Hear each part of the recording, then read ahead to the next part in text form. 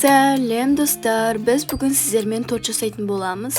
Ол үшін бізге 5 немесе 6 жұмыртқа керек болады. Және де разрыхлитель, қант 150 грамм,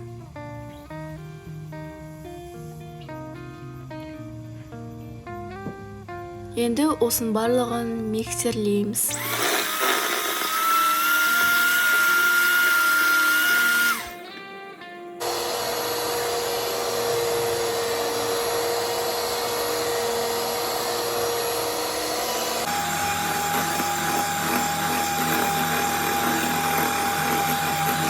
Осындай болып шығу керек. Ал енді оған кішкене ұн қосамыз.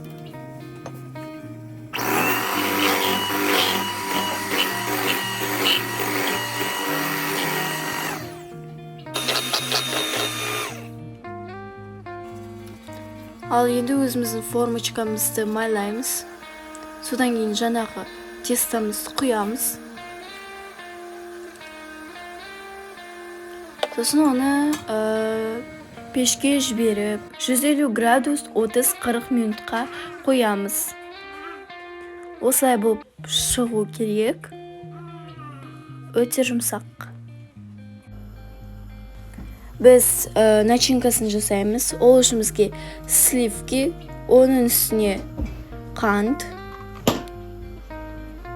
және де оны да миксермен жасаймыз.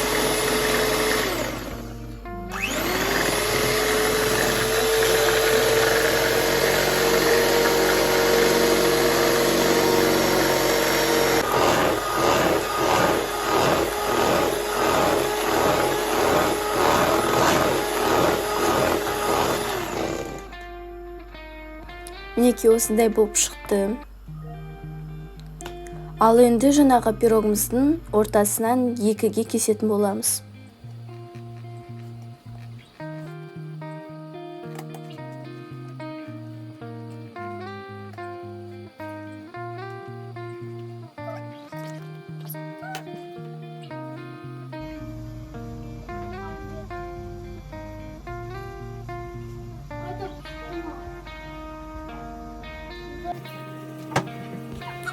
Енді жаңағы креммен ішін осылай жағып шығамыз.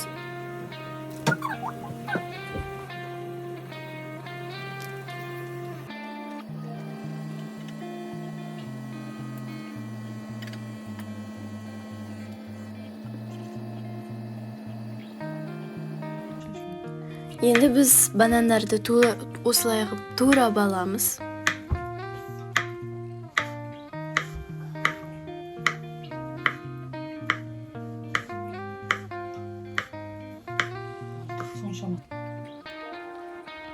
Сосын кремнің үстіне осылай қойып шығамыз.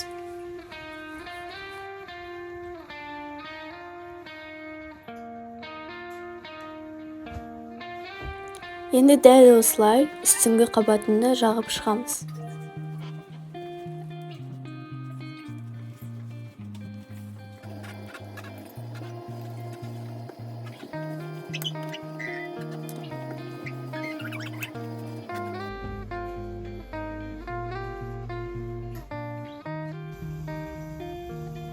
Біз үстін осылай банандармен әрлеп шықтық.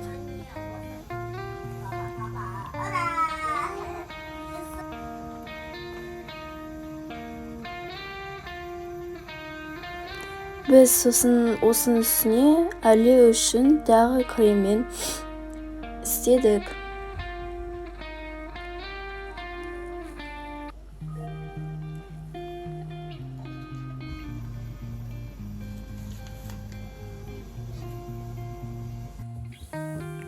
Өте әдемі болды, әрі дәмді тойымды. Астарыңыз дәмді болсын.